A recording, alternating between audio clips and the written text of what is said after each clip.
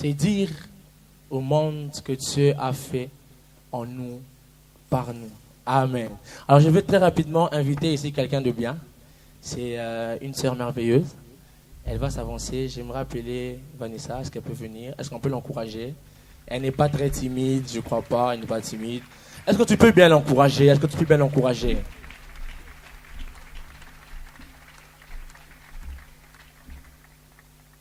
Ah, Maboko Lembi, hein? Maboko na Lembi.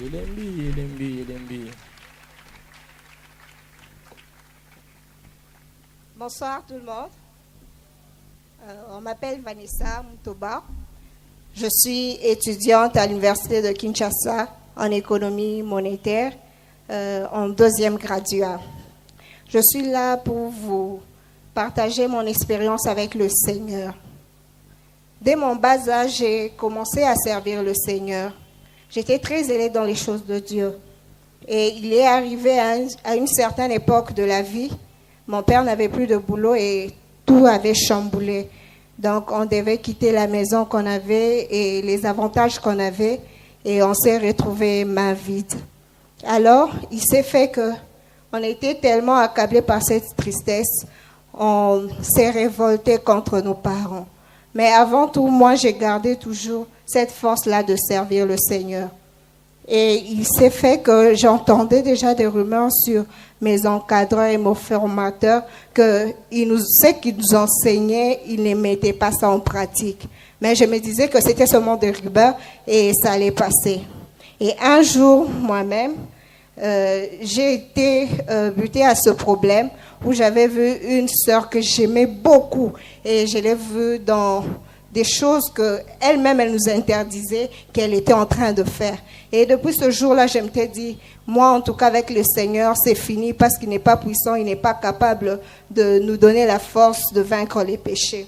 Alors, je m'étais décidée de devenir une très mauvaise fille. J'ai changé tout de moi, je me suis lancée dans n'importe quoi. Donc, j'ai commencé à vivre les choses que je n'avais jamais vécues.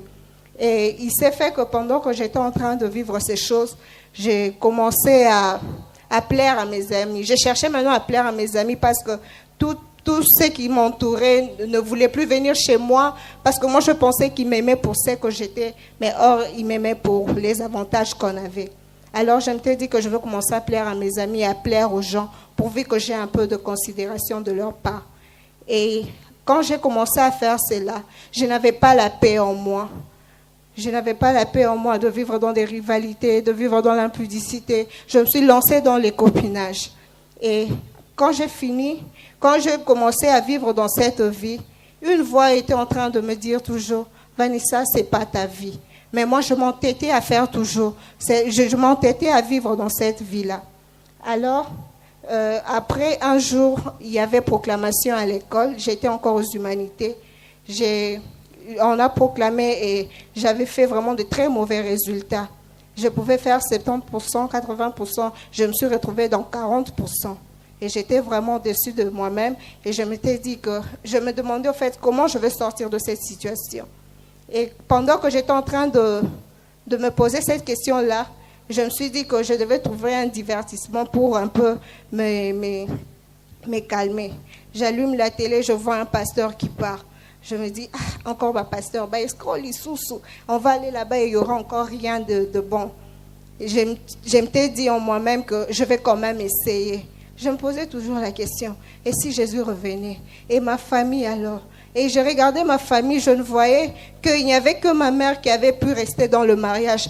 Toutes mes tantes, que ce soit du côté papa, que ce soit du côté maman, personne n'était marié. Donc c'était la même vie que je menais aussi. Alors je m'étais dit que je vais essayer, je vais aller dans cette église. J'arrive dans l'église, le pasteur a commencé à prier sur la discipline ecclésiastique. Encore, je savais seulement qu'on allait me décevoir. J'ai dit, bon, je vais encore essayer. Le pasteur a encore dit qu'on va parler pendant la semaine de temps prophétique, venez nombreux. Je me suis dit, en tout cas, moi, je ne vais plus venir. Mais quand je suis rentrée, le Saint-Esprit m'a encore parlé, m'a dit, il faut que tu y ailles. Je suis rentrée encore dans cette église-là pendant la semaine. Et le temps prophétique auquel il parlait, moi je pensais qu'on allait parler sur ma vie. Mais ce n'était pas ça. Ils étaient en train de parler sur le retour de Jésus. Et pendant que le pasteur était en train de parler, j'étais vraiment pas concentrée. Mais il a juste dit une chose. Il a dit, Il s'est fait que tu n'arrives pas à vivre la vie chrétienne parce que tu n'as pas encore reçu Jésus. Et là où j'étais, je n'ai pas hésité, je me suis levée et j'ai donné ma vie au Seigneur. Quand j'ai donné ma vie au Seigneur, il fallait que je fasse le choix de l'université. Je suis allée à Lubumbashi parce que ma tante avait une relation qui devait m'aider à faire vite des démarches pour aller en Afrique du Sud. Mais hélas, quand j'arrive, la personne avait été licenciée et je ne savais plus comment faire pour récupérer ces retards. Alors j'étais restée à Lubumbashi, à l'université de Lubumbashi. Arrivé là-bas, G1, G2. J'arrive en G2, je croise un frère du Full Gospel. Il avait un don prophétique. Il me dit, Vanessa, Dieu me dit que tu es une grande servante de l'Éternel. Et la vie que tu mènes, ce n'est pas ta vie. Tu dois commencer à servir l'Éternel. Et par toi, Dieu va ramener beaucoup. Moi, en tout cas, à l'époque, là, ça ne marchait pas avec les frères. Donc, si tu es frère en Christ, sœur en Christ, ne t'approche pas de moi. Je lui ai répondu, en tout cas, prochainement, si tu as un message pareil, garde ça pour toi-même. Et après, il m'a encore dit, puisque tu n'as pas cru en cette parole, cette année, tu vas échouer. J'ai dit, niet, je suis très intelligent, je vais étudier, je vais réussir. Et entre-temps, quand je suis passée en G2, j'avais un problème, j'avais une maladie, on appelle ça les amygdalites, donc les angines en répétition. On devait intervenir depuis que j'étais petite, mais ma mère ne voulait pas parce qu'elle avait très peur. Et ma mère m'a appelée pour me dire, non, tu dois rentrer parce que le médecin doit intervenir. Je suis rentrée à Kin, je me suis fait examiner. Le docteur avait des hésitations, il disait que les muscles se sont développés, elle a grandi, mais on va essayer de faire quelque chose. J'entre dans la salle d'opération, tout s'était bien passé. Il arrive juste à la fin, on me réveille pour voir si j'allais très bien. Et malheureusement, je n'arrivais pas à respirer par le nez. Quand je n'arrivais pas à respirer par le nez, j'ai fait le signe au docteur que je n'arrivais pas à respirer par le nez. Le docteur me dit, respire par la bouche. J'ai essayé, en tout cas, je me battais, mais je n'ai pas pu. Et pendant que j'étais en train de faire ces choses-là, on a remarqué que dans le tableau, là, que toutes les lignes étaient devenues tout droit. Alors, j'étais partie, j'étais plus en vie. Et je me suis retrouvée brusquement dans un lieu, il faisait tout noir avec deux personnes. Une personne était vêtue en blanc et une autre personne était vêtue en noir. La personne qui était vêtue en noir qui dit, elle est déjà morte, ça ne sert à rien de forcer, elle est déjà dans notre camp. Et la personne qui était vêtue en blanc qui dit, c'est faux, elle va revenir. Tellement qu'ils étaient en train de disputer, ils me tiraient par-ci, par-là. J'ai dit, laissez-moi, je suis très fatiguée, laissez-moi. Mais entre-temps, j'ai pleuré, je disais, Seigneur, je suis morte très jeune. Pourquoi tu m'as pris très jeune? Et pendant que j'étais en train de pleurer ainsi, je me suis retrouvée dans le main de celui qui était vêtu en blanc. Il me dit, Vanessa, ta mission n'est pas encore finie, rentre sur terre. Quand je suis rentrée sur terre, j'ai vu, on était déjà en train de me préparer pour m'amener quelque part dans une morgue parce que je n'avais plus de signes vitaux. Et les docteurs étaient tous dans l'étonnement que je revienne en vie. Et quand je suis sortie de l'hôpital, je franchis 2 pas de la porte de la maison. On m'appelle. Vanessa, on vient de délibérer et tu as échoué. J'ai dit, Seigneur, tu n'auras même pas pitié de moi avec tout ce que j'ai traversé. Et puis, je choue encore. C'était le moment terrible de ma vie. Je ne savais plus quoi faire, mais j'avais compris que la prophétie de ce frère-là du Full Gospel venait de s'accomplir. Et j'ai appelé la personne, je lui ai dit, je veux venir au Full Gospel, donne-moi le programme. Quand je suis allée au Full Gospel, j'ai rencontré une sœur bien qui était en train de parler de Jésus. Elle parlait de Jésus. Et je me suis dit que ici, c'est mon lieu. Je veux rester dans cette communauté, servir l'Éternel. Mais après, je t'ai dit, il faut d'abord que je vérifie. Peut-être elle aussi, elle est comme mes encadreurs là. Mais j'ai cherché cette sœur-là dans tout ce que je pouvais la chercher, dans la publicité, dans toute autre chose. Elle était droite dans tout ce qu'elle était en train de faire. Qu'est-ce que le Seigneur a fait pour moi, Vanessa? Le Seigneur, il a fait des choses merveilleuses. Il m'a donné une vie en abondance. Il m'a donné la vie de Dieu. Il m'a donné ces cœurs-là de gagner les âmes. Il m'a donné ce fardeau de gagner les âmes.